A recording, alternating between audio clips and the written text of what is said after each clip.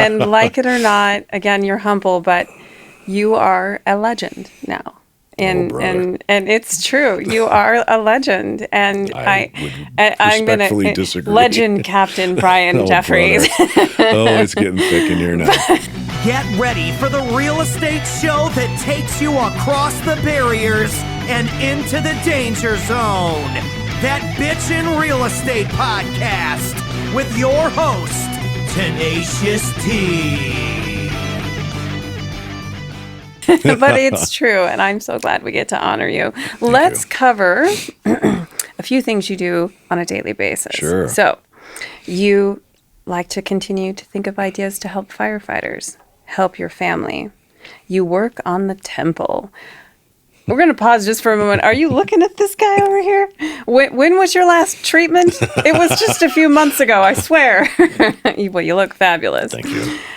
You're going to continue to build your business and dreaming of his next vacation. Those are the 5 things you do on a daily basis. So the smells that you like are all pretty much involving a hot date and a vacation. That's right. So what is your next vacation? What are you planning? What do you want to do for your next vacation? I'm a staunch believer in work hard, play hard. Yeah. And I do both. And I sit around, I go to bed at night, and I wake up in the morning thinking about what is the next way I put a score on the scoreboard. Yeah. And how do we do that as a team? And how do we strategically plan how to get there? And somewhere in between, I give my brain and my body a rest, and I think about, okay, where am I going scuba diving next? Where are the sharks? Because that's who I like to. I like to dive with sharks. I hear they're in Australia. Yes. So we're actually getting ready in November. We're going to Playa del Carmen and to Cozumel. Wonderful. And this will be my first dive since treatment. So I was quarantining before quarantining was cool. Yeah, exactly. I'm getting out. I'm going to the ocean. I have cabin fever like you wouldn't believe. Oh, and I'm alive. I'm alive, and I'm ready to go tackle the world. And it's not easy with COVID, but so we're going to go down there, and I'm going to do some diving and social distance on the beach with all the smells that I mentioned earlier. Yep. So you bring in Lynn, your wife, yes. And your niece. Is she going to be able? Lacey is staying behind to finish out school. Oh yeah, so she does have to do that. She definitely needs a break from us. She's been stuck at home with me, lying around the couch during my treatments. Yeah. So her and Grandma and Grandpa are going to spend some time together, which is awesome. Yeah, we've had fun. Tell me about building your businesses. Yeah. I've always had a side hustle, and my first side hustle, which has always kept me humble, was literally cleaning gum off of sidewalks. Cleaning gum off? He's still serving. He's cleaning gum. When I first started in the business, my side business was a pressure cleaning business. And wow. I built it from a one-person shop with just working on restaurants to having every Peter Piper pizza in the state of Arizona and Tokyo Express and all these restaurants and everything. And I sold the business because what I want to do is get into real estate. And I bought our first rental property and later bought another and another. And it's always been my favorite side hustle. I love it. That's and awesome. I look very much forward because the next chapter in my life is going to be mostly all real estate. And I just get a kick out of it. So you didn't realize that he was actually a real estate agent now, did you? I'm still the one you want to call, however. No, I'm just an investor. Yeah. I like to purchase properties and single family and multifamily, and I just get such a kick out of it. It's a lot of fun, and it's been completely life-changing. And I tell you, to bring Lacey into our lives at this phase of the game, she already has a retirement account. Wow. And we're getting ready to buy her at 18 years old, her first property. Yeah. And I'm going to teach her the business. I'm like, sweetheart, I don't care what you ever do with your life as a profession, but you always need to have this real estate thing on the side. And I promise you, in no time at all, you'll never have to worry about money ever again. Yeah. I want her to experience that. I've had a lot of professionals on this show, and regardless of what industry they're in, their portfolios contain real estate investment. That's right. It still is, as they say, the price of dirt. It still is the most stable investment overall. Let's talk about your goals for 2020, 2021. So those out there who don't realize, I ask for 5 words or 5 phrases to explain some different questions that I ask, and he gave me 5 words: kicking ass and cancer-free. Yes. It's that simple. Yes. That simple, girl. That's all I want. I love Kick ass, that. cancer-free. So you've had this tumultuous yet magnificent experience in not only facing death and kicking its ass, kicking cancer's ass, and you've come on the other side as the badass that you are. But what is so different about Captain Bryan Jeffries now and Captain Bryan Jeffries, say, from 2 years ago? Bry, to you, Jeffries. I am a different human being than I was before this began. And the big difference is that things are just rolling off my back anymore. Yeah. And that's an improvement I always knew that I needed. Too many things cling to me. Too many things I let bother me. Yeah. Too many things I let keep me up at night. And those days are over. Yes. I still have the same commitment, but there's a clarity that is unobstructed by the nuanced pettiness Yes. that we need to clear out of our Yeah. lives. And These things. everybody knows that, but it's not easy. I really dwelled on things for a long time. And it was hand in glove with passion. But now it's just different. All I have to do is look in the mirror and go, "You're alive, dummy." Yep.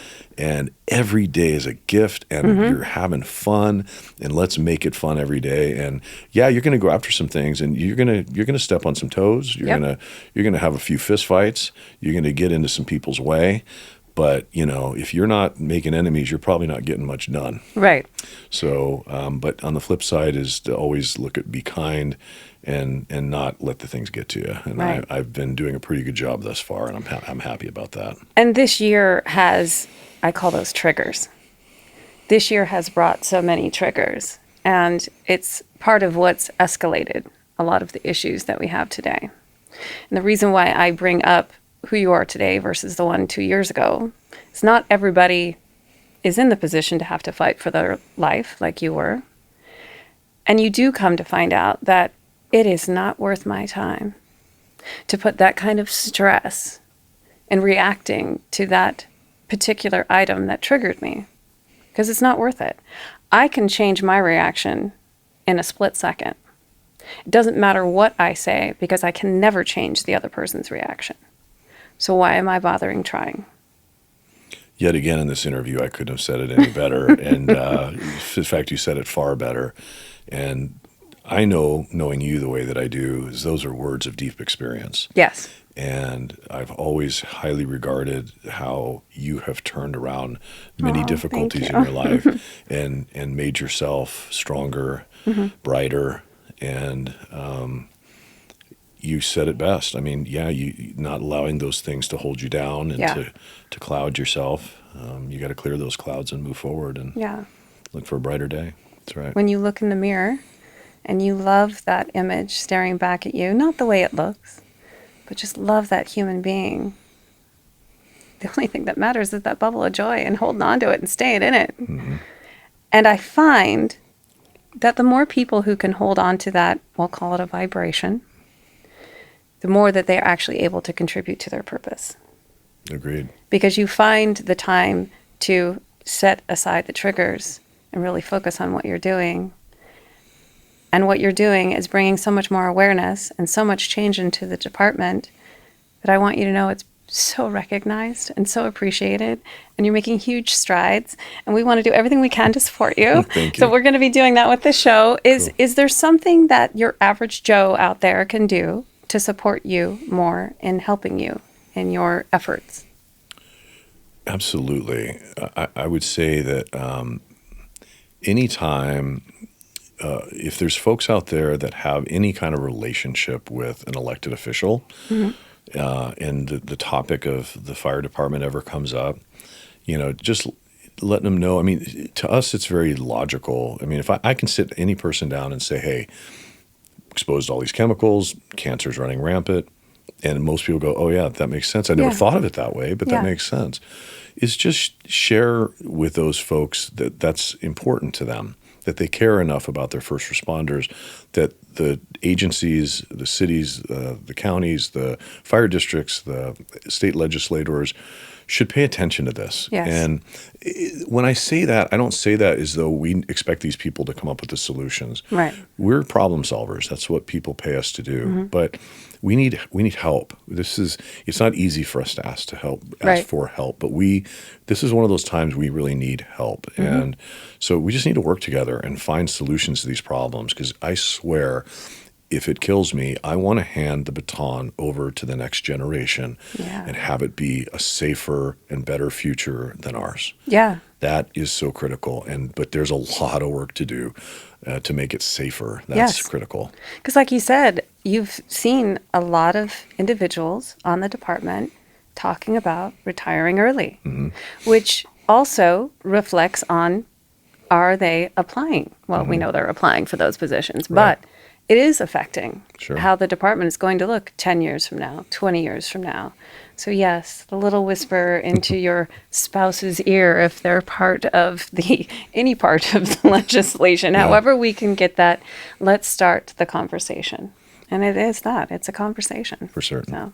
Well, since you're in the real estate world, let's go into the famous questions. Okay. You know, I love these famous questions. Absolutely. Now, I know you know who James Lipton is in the Actors Studio. Did you ever watch that show? Occasionally, yes. Oh, so good. So here we go. The famous questions with Captain Bryan Jeffries / real estate agent. Okay, so I want you to think about descriptions. You know, you're either reading through a description or maybe writing a description, not that you list properties, but if you were to write a description, because you've read enough when it comes to buying real estate, what is your favorite descriptive word? Cash flow. Cash flow. Oh, yes. I like cash flow. Cash flow. If you have a great investment property and you want to get it to an investor, use the word cash flow. I agree. I've never used that one. I'm going to have to use it. What is your least favorite word?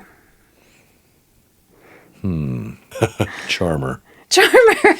A real charmer. What does that tell you when you read a real charmer? idea. Usually means small and oh my God, run. Right. Yeah, that's like lovely for sure. Okay. So this is going to be an interesting question to hear your answer to. So you've had a long shift, and finally you get to, so just so you know, they spend the night at the fire station and they get to go home the next day unless you're on a 48-hour. Yes. So you've been on calls all night long, maybe had an hour or two of sleep, and you know the next day you're going to be able to go home, but you've got a whole bunch planned. You've got this event planned and you've got to check on your rentals. What turns you on? What's that thing you do when you wake up or when your eyes have to open and you have to roll out of bed? What turns you on? What's one of the first things you do to focus yourself? I focus on what part of what I'm doing today meets my mission. I have multiple missions in life. You know, I have missions for our family. I have missions for my business. And I have missions for the firefighters. Yeah. And that's the cool thing about this life that I have, is that almost every aspect of my daily life is somehow mission driven. And after a couple cups of coffee and thinking about it for a bit, I have no problem drudging through, even as tired as I may be, whatever is going after that mission. And when I say it, it sounds cliche to me, but it's just so gosh darn true. It's true. It does sound cliche. It's my focus. It's my mission. It's my purpose. But meaning it is the difference. Yeah. And when you wake up and you're like, I have a purpose today, that's your turn on. I got off shift this morning. Yeah. And I went by one of my rentals, which is I just rehabbed. And that is such a satisfying feeling to take this place and rehab it and make it beautiful. And now it got rented out today. I got a new tenant today. Nice. And it's going to cash flow. It's got the cash flow. And then I went home and made some phone calls about the upcoming legislative session. And then I get to come sit down with you. I mean, and talk about this stuff. And if one single firefighter out there ever hears this and thinks about making making sure that he does the things or she does the things to stay safe and protect them from cancer, then this will have been worth every minute of our time. Yeah. Or if this has some impact down the line about raising awareness about this struggle, and I don't know, some Elon Musk type goes, you know what?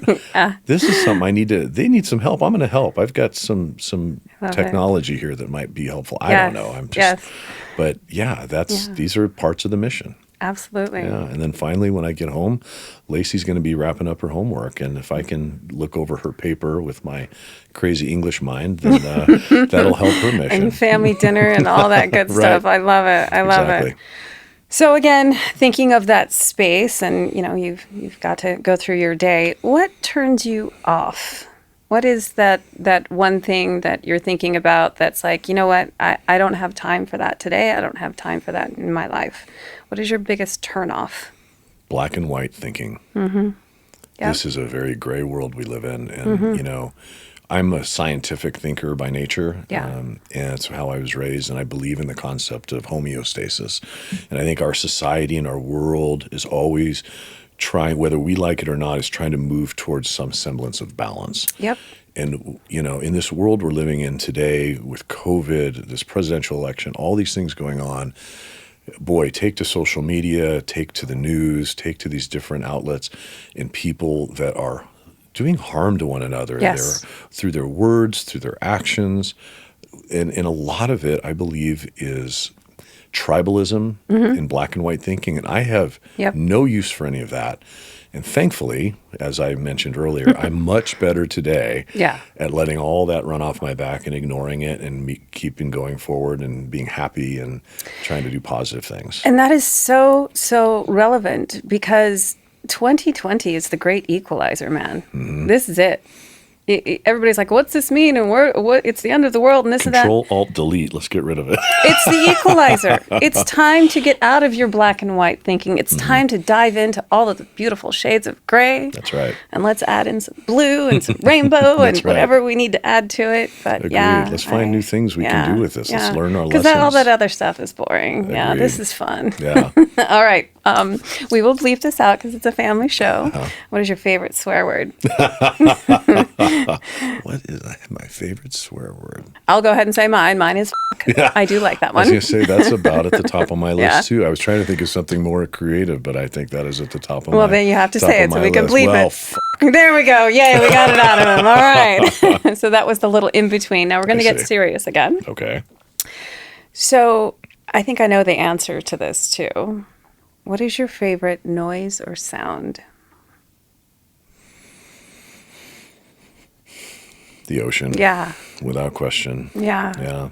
In so many versions of it, right? Whether it's, sitting by the beach or especially love being under the water and hearing the sounds of marine life. Ooh, that is fascinating. I love being in the ocean and I love being below the ocean. And when I'm diving, there's such a peace in that. It's like flying, right. And you fly and you listen and I'll never forget being off the coast of Cabo Polmo, which is just outside of Cabo San Lucas, and seeing a group of hammerhead sharks coming our way because a fisherman had caught a fish and gaffed it right above us. Yeah. So the blood from miles away, they could smell this and we're coming in.